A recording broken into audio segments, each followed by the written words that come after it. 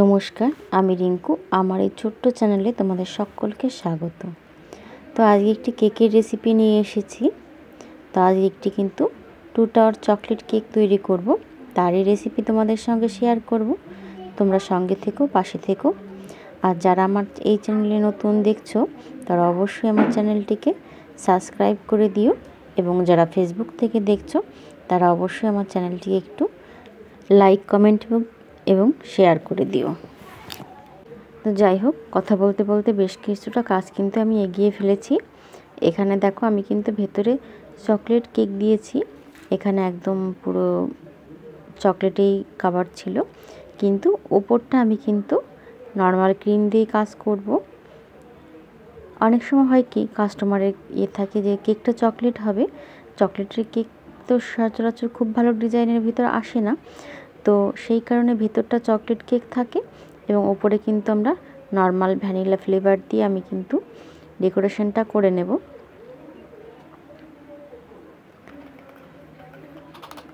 তো দুটোরই base complete করে আমি কিন্তু ফ্রিজে রেখে দিয়েছিলাম বেশ কিছুক্ষণের জন্য। সেখান থেকে বের করে এবার কিন্তু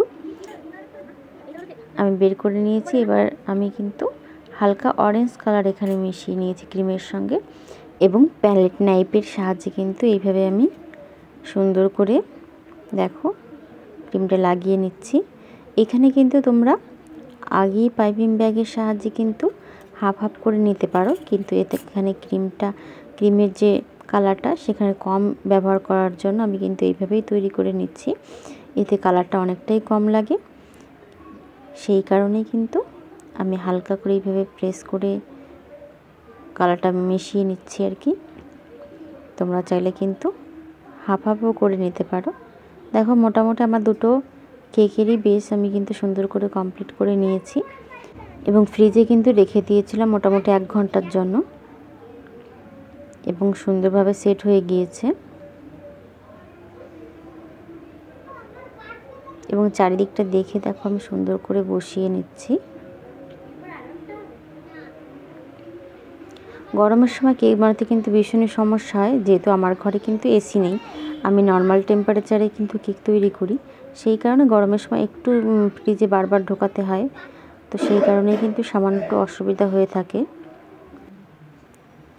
এবার কিন্তু দেখো, আমি কিন্তু এই রিবনটা দিয়ে সুন্দর করে চারিদিকে বসিয়ে দেবো রিবনটা। এই রিবনটা কিন্তু আমার ভীষণই পছন্দের একটি রিবন। তো ম্যাক্সিমাম কেকে কিন্তু এই রিবনটাই আমি ব্যবহার করে থাকি, এতে কেকের লুকটাই কিন্তু পুরোপুরি আলাদা হয়ে যায়।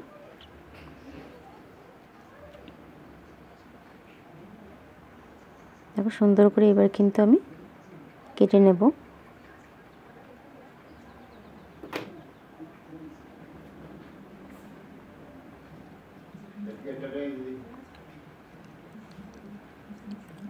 উপরের কেকটাও কিন্তু একদম একই রকমভাবে কিন্তু আমি আবার এটাও লাগিয়ে নিচ্ছি। আজকে কিন্তু কোনো ক্রিমের ফুল টুল নয়, একদম বাজারে যে ধরনের কেক ডেকোরেশনের যে বলগুলো পাওয়া যায় সেইগুলো দিয়েই কিন্তু আজকে কেকটা ডেকোরেশন করব। এদিকে দেখো, ক্রিস্টাল নজলের সাহায্যে যে অরেঞ্জ কালারটা ছিল সেই অরেঞ্জ কালার দিয়েই আমি সুন্দর করে বর্ডার করে নিয়েছি।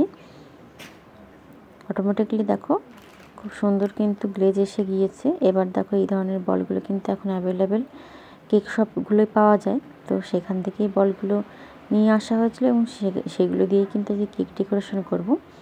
গরমের দিনে কিন্তু কেকের ফুল টুল দিলে অনেক সময় কি হয়, গলে যায়।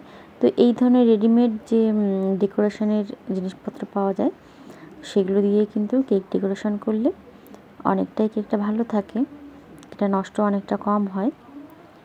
এরকম কিন্তু এখন রেডিমেড ফুলও পাওয়া যায়, সেগুলো দিয়ে অনেক সময় কেক ডেকোরেশন করা যায়। তো যার যার বাজেটের উপর নির্ভর করে। এখানে দেখো, বেশ কিছু গোল্ড এবং বেশ কিছু সিলভার বল দিয়ে আমি কিন্তু ডেকোরেশন করে নিচ্ছি। এখানে কিছুটা আমি কিন্তু দেখো গোল্ডেন তবকও ইউজ করেছি,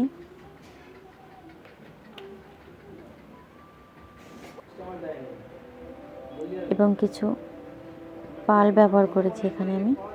এবং ফাইনাল লুকটা দেখো কতটা সুন্দর এসেছে। তোমাদের ভালো লাগলে অবশ্যই লাইক, কমেন্ট, শেয়ার করে দিও, এবং অবশ্যই কমেন্টে জানিও তোমাদের কেমন লাগলো। সকলকে অনেক অনেক ধন্যবাদ শেষ পর্যন্ত দেখার জন্য। সবাই ভালো থেকো, সুস্থ থেকো এবং অবশ্যই